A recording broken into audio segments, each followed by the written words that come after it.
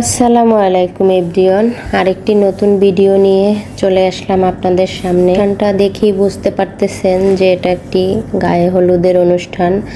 আসলে এটা ছিল আমার বান্ধবীর ছোট ভাইয়ের বিয়ের অনুষ্ঠান। তো এটা ছিল মূলত সিলেটে। তো আমরা ঢাকা থেকে গিয়েছিলাম ওদের বিয়ের নিমন্ত্রণে। যেহেতু বিয়ের অনুষ্ঠান তো অনেক বড় আয়োজন, তো একদিনে তো আপনাদেরকে সব কিছু দেখানো সম্ভব হবে না, তাই ভাবতেছি একটু পর্বে পর্বে আপনাদেরকে পুরো বিবাহের অনুষ্ঠানটি আপনাদেরকে সাথে শেয়ার করব। তো আপনারা দেখতে থাকেন আমাদের হলুদের সন্ধ্যা। আসলে হলুদ সন্ধ্যার থিম ছিল মণিপুরি, লাল পাড়, নীল শাড়ি।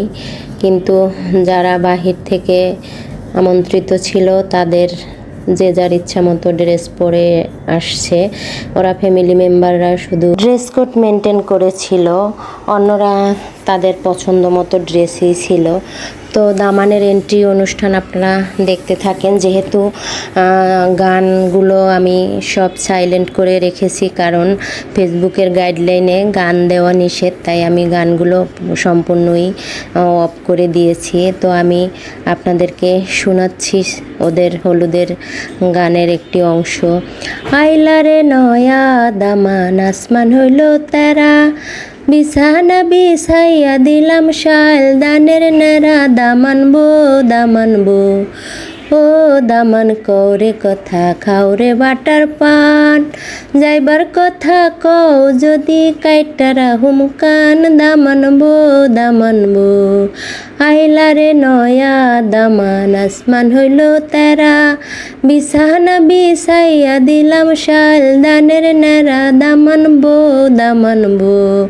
আসলে দেখেন দামান নিজেই নাচানাচি করতেছিল। সেই ধামাকা অনুষ্ঠান ছিল, খুবই জমজমাট।